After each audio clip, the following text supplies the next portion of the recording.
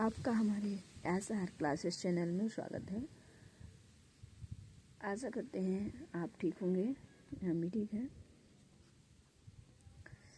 तो चलिए दोस्तों, देर ना करते हुए अपने टॉपिक को चलते हैं। आज हम पढ़ाएंगे फीमेल रिप्रोडक्टिव आर्गन, यानी कि फीमेल रिप्रोडक्टिव सिस्टम के बारे में बताएंगे। किस प्रोसेस से फीमेल रिप्रोडक्टिव आर्गन होते हैं, तो उसके बारे में बताएंगे। चलिए देखिए दोस्तों, ये है फीमेल रिप्रोडक्टिव आर्गन का फिगर।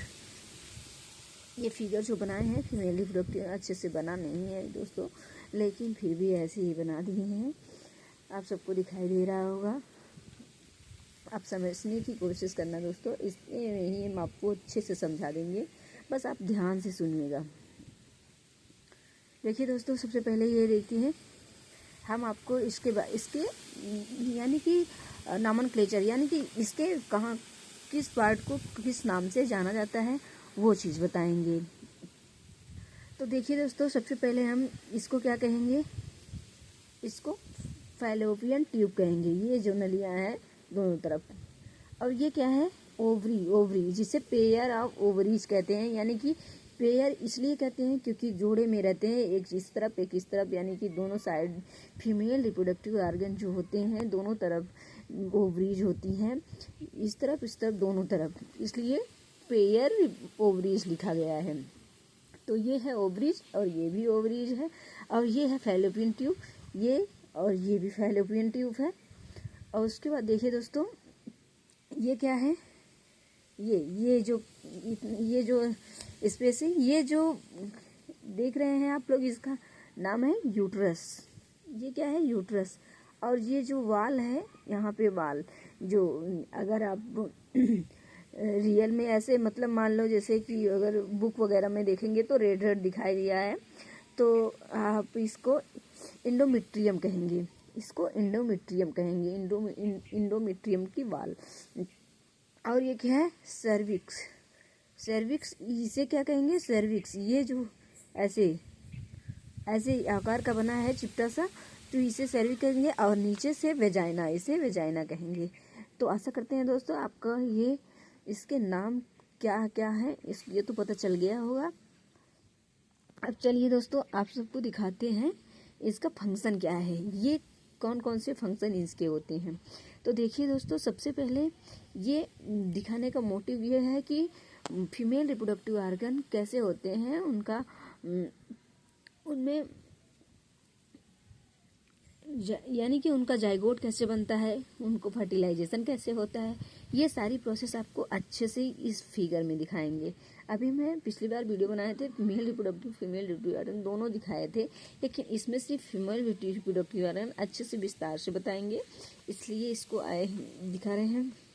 देखिए दोस्तों, तो इसका फंक्शन क्या है, सबसे पहले तो इसका फंक्शन है कि फंक्शन ऑफ ओवरीज के क्या फंक्शन है, they are store and produce eggs, यानी कि ओवम एग्स। कभी कभी होता है सिंगुलर फॉर्म में ओवम कहेंगे। अगर एक सेल रहेगा यानी कि एक ओवरी रहेगी, तो एक जब रहेगा, एक से ओवरी बनती है, तो ओवरी में एग रहता है। तो अगर एक रहेंगे तो सिंगल रहेंगे तो उसको कहेंगे ओवम। अगर बहुत सारे रहेंगे, प्लूरल फॉर्म में रहेंगे एक, तो उसे कहेंगे ओवा। तो दे आर प्रोड्यूस, यानी कि ये प्रोड्यूस करते हैं, इनका काम है, इनका फंक्शन है कि एक का रिलीज करना, इनका काम ही है एक को रिलीज करना। ये हर मंथ एक तरफ, अगर इस महीने एक मंथ में इस तरफ एक प्रोड्यूस कर रहे हैं, तो अगले महीने में इस तरफ एक प्रोड्यूस करेंगे। तो दोनों महीनों में दोनों तरफ नहीं होता है, एक ही महीने में एक ही तरफ होता है। तो देखिए दोस्तों, और क्या है, दे प्रोड्यूस हार्मोन्स। और कौन कौन से हार्मोन्स, यानी कि देखिए मेल में और फीमेल में दोनों में अलग अलग हार्मोन्स प्रोड्यूस होते हैं। तो इसलिए देखो, फिर यहाँ पे कौन सा हार्मोन्स होता है, एस्ट्रोजन और एंड्रोजन, यानी कि एस्ट्रोजन एंड प्रोजेस्टेरॉन, दो प्रकार के हार्मोन्स ऐसे होते हैं जो इसमें स्रावित होते हैं। ये इसके फंक्शन ओवरी के, तो ओवरी में दो प्रकार के हार्मोन्स सिक्रीट होते हैं, एक एस्ट्रोजन, एक प्रोजेस्टेरॉन। देख सकते हैं दोस्तों। अब चलते हैं, ये तो हो रहा ओवरी, इसमें क्या होता है, एग्स। एक अब देखिए दोस्तों, यही एक जो होते हैं फीमेल गैमीट के नाम से भी जाने जाते हैं और फीमेल सेक्स हार्मोन के नाम से भी जाने जाते हैं। इसके कई नाम से भी आप बुक में या फिर कोई कंपटीशन की क्वेश्चन आंसर में भी आप देख सकते हैं, मतलब देखेंगे कि तो कई नाम से भी जान सकते हैं, जैसे फीमेल गैमीट्स के नाम से, फीमेल सेक्स ऑर्गन के नाम से, फीमेल एग के नाम से, ओवा, ओवरी, ओवम, ऐसा करके नाम से जान जाते हैं।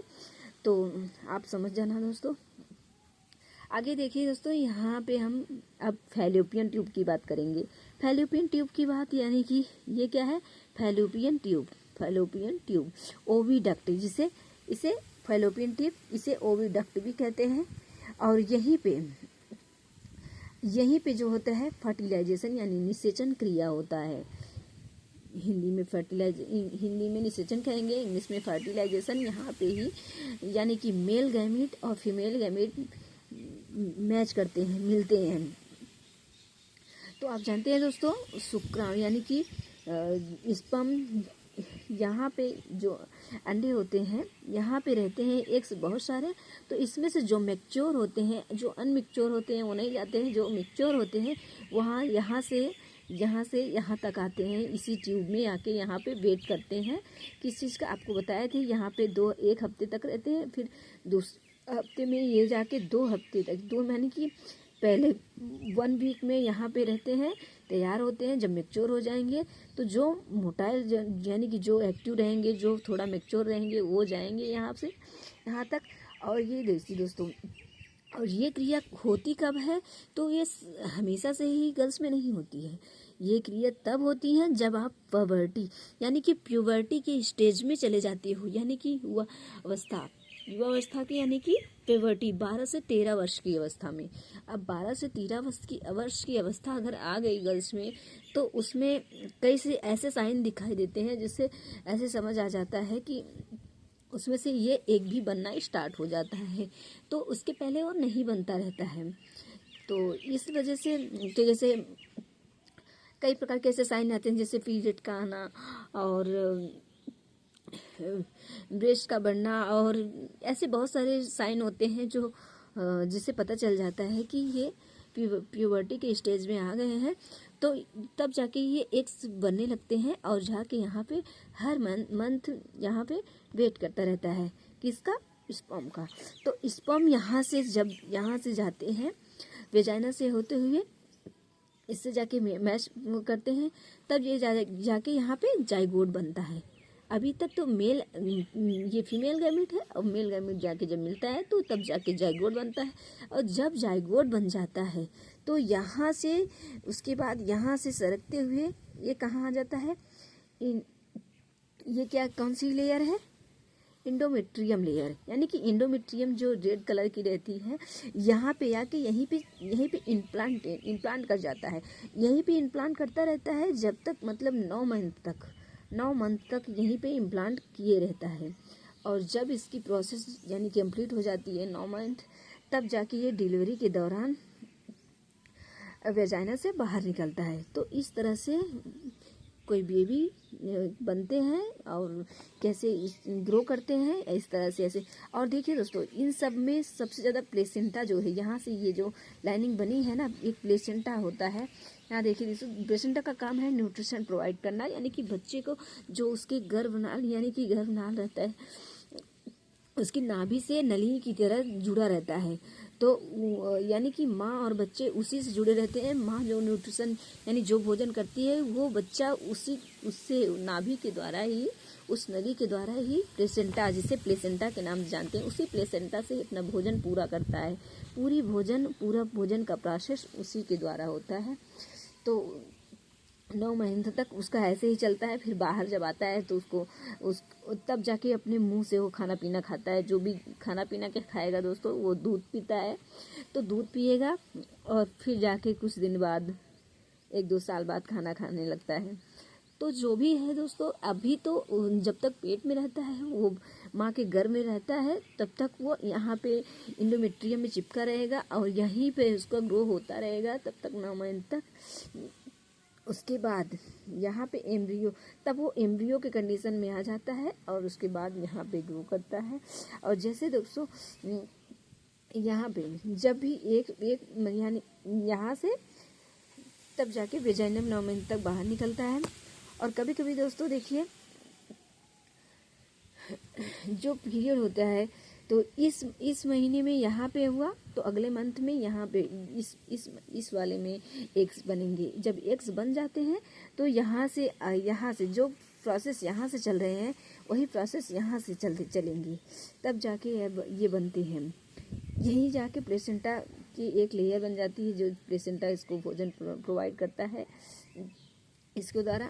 और फिंगर, ये जो ओवरी रहती हैं ऐसे ये फिंगर टाइप बनी रहती हैं, जैसे वो मतलब जैसे लगता है कि वो उसको प्रोटेक्शन का कार्य करती है, उसके पकड़े हुई है, इस तरह से वो बनी रहती है जो फैलोपियन ट्यूब की जो नली होती है।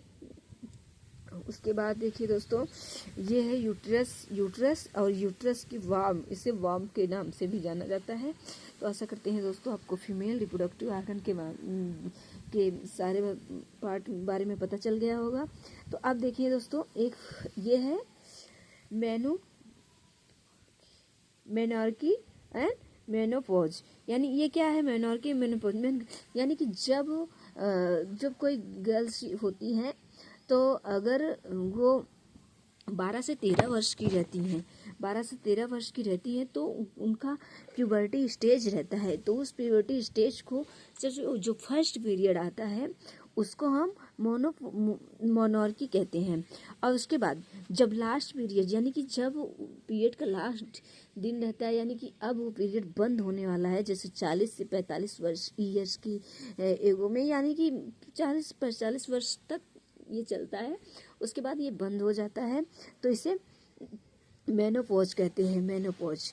तो ऐसे क्वेश्चन पूछ लेते हैं दोस्तों कि फर्स्ट पीरियड को किस नाम से जाना जाता है और एकदम लास्ट पीरियड को किस नाम से जाना जाता है।